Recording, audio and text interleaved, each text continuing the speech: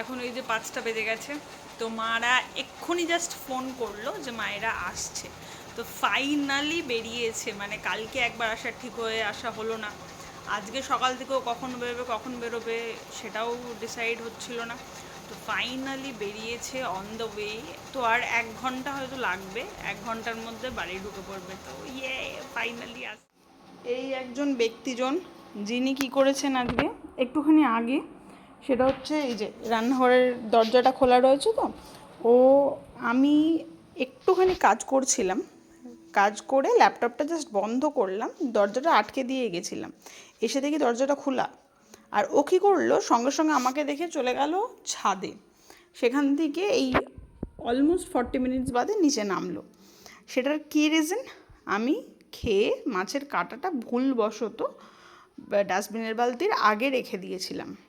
ও সেটা গিয়ে দেখতে পেয়ে গেছে, আর ওকে এখন স্ট্রিক্টলি বারণ করা আছে যে কোনো মাছের কাঁটা, মাংসর হাড় কিচ্ছু দেওয়া যাবে না। এই যে বুঝতে পারছি কিন্তু ওর নামে বলছি, ওই জন্য এরকম রিয়াকশান। এই যে কী ব্যাপার, কী ব্যাপার তোমার? হ্যাঁ, কেন কাঁটাটা খেয়েছো তুমি? কেন খেয়েছো? মুখ ঘুরি, ও বাবা, অ্যাক্টিং অ্যাক্টিং, হ্যাঁ, আবার শরীর খারাপ হলো তখন কি হবে? বিকেল হতে না হতেই চলে এসেছিল বনুরা, আর বনুকে দেখে তো বনুর বিঙ্গোর এক্সাইটমেন্ট তুঙ্গে রয়েছে।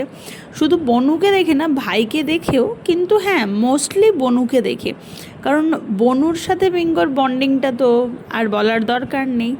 আর এতদিন বাদে মায়েরা এসছে, তো মনে হলো যেন একটু শান্তির খাবার দাবার খাবো। বৌমনি স্যান্ডউইচ, হানি চিকেন সব কিছু নিয়েই এসেছিলো। মানে খাবারগুলো দেখে মনে হচ্ছে যে 2 মাস বাদেও ফাইনালি খেতে পাবো, এরকম একটা ব্যাপার। কারণ কদিন আমরা তো সেদ্ধ যা হোক তরকারি সব দিয়ে চলে যাচ্ছিলো, আর এই পাবলো এসে থেকে খুশকে কিরম যেন একটা পুতুলের মতো ভাবছে, ওর কাছে যাচ্ছে, ওর গায়ে হাত দিচ্ছে।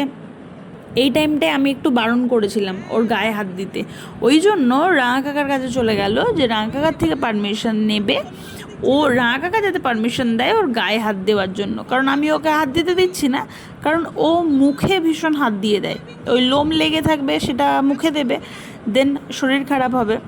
ওই জন্য রাঙা কাকাকে পটাচ্ছে, পটিয়ে পাটিয়ে দেখছে যে না তাতেও কিছু কাজ হলো না, দিদিভাই তো দিব্য হাত দিচ্ছে। দেন স্যান্ডউইচের ভাগ বসালেন হচ্ছে আমাদের পুপুন, আর আমি একটু চিকেন টেস্ট করছিলাম। সাথে সাথে আবার দাদাভাই চপ এনেছিল, সিঙ্গাড়া নিয়ে এসেছিলো। সিঙ্গাড়া মোটামুটি আমি এই 2 মাসে এভরিডে ভাবছি যে কিনতে যাব, কিন্তু কিছু করেই আর আমাদের কিনতে যাওয়া হচ্ছিল না। ওই বলে না যে অতৃপ্ত আত্মা রয়েছে, তো ওটা হয়তো বুঝতে পেরেছিল দাদাভাই যে চিকেন খাবে, চিকেন না, সিঙ্গাড়া খাবে, তো সেই জন্য নিয়ে এসছিল। দেন আমরা চলে গেলাম দিদিভাইয়ের সাথে দেখা করতে, কারণ দিদিভাইয়ের সাথে বহুদিন দেখা হয় না, আর দিদিভাইয়ের সাথে দেখা হয়েই আহ্লাদ তো হতেই হবে। এই ছোটোবেলাগুলো দেখে না কীরকম আমার বনুর এই ছোটোবেলাটা অনেকটা মনে পড়ে যায়। বাড়ি এসেই দেখি একটা অদ্ভুত কাণ্ড হয়ে গিয়েছে। আমি যাবার সময় ভাবছিলাম যে চশমাটা পরে যাব কি যাব না, কিন্তু তারপরে ভাবলাম যে ঠিক আছে, কাজ তো সবে শেষ হলো, চশমাটা রেখে দিয়েই যাই। ও মা, এসে দেখি চশমা নেই। আমাদের এই যে বীর পালোয়ান রয়েছেন, উনি চশমাটাকে ধরে ভেঙে ফেলেছেন। মানে যাও বা একটা ছিল, ওই বলে না যক্ষের ধন নীলমণি, সেটাও আমার গেল। তো তারপরে ওর দিদি বায়না শুরু করলো যে নেল পলিশ পরবো। আমিও যথারীতি বের করলাম, কিন্তু কার সাধ্যি নেল পালিশ পরাবে। ইনি একটা করে নেল পালিশ নিচ্ছেন, আমার হাতে দিচ্ছে, 2টো করে ছুঁড়ে ফেলে দিচ্ছেন।